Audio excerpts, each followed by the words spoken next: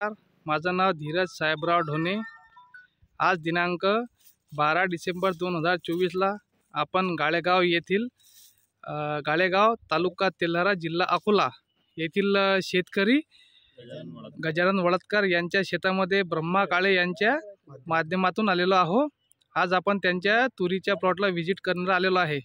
तर आपण वळदकर यांना विचारू इच्छितो की तुरीवर स्प्रे केल्यानंतर त्यांना काय रिझल्ट मिळाले। काय साहेब यांना पण काय काय दिलं होतं आपण यांना ऑल इन वन आणि रिस्कवर कृषी होती। अच्छा 3 प्रॉडक्ट दिले 3 प्रोडक्ट केले। बापू स्प्रे करायच्या आधी तूर कशी होती आणि स्प्रे केल्यानंतर तुम्हाला काय काय फायदा वाटला? स्प्रे केल्यानंतर तिला असे फुटवे चांगले दूर दूर आले होते आणि चांगली झाली होती। अच्छा फ्लॉवरिंग चांगली होती। चांगली होती। हां पण मध्ये आता ती जी धुळी आली धुळीमध्ये थोडंसं नुकसान झालं शेंगांचं आणि फुलं गळली। बर मग आता तरी पण बऱ्याच ठिकाणची जी गळ झाली आहे आणि आपली ह्यात काय फरक पडतोय?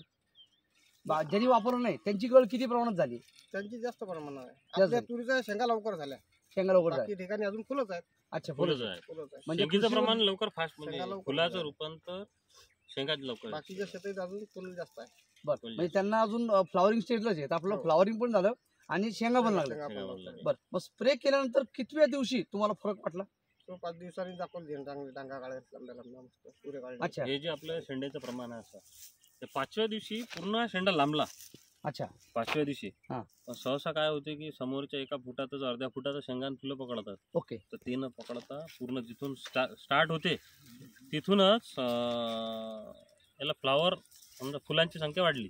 अच्छा हां बापू आपली तूर आणि इतरांची तूर याच्या पानामध्ये काय फरक वाटतो? पानाची क्वालिटी चांगली आहे ना, अजून पिवळेनीच झाले गळलेनीच जास्त पानं। बर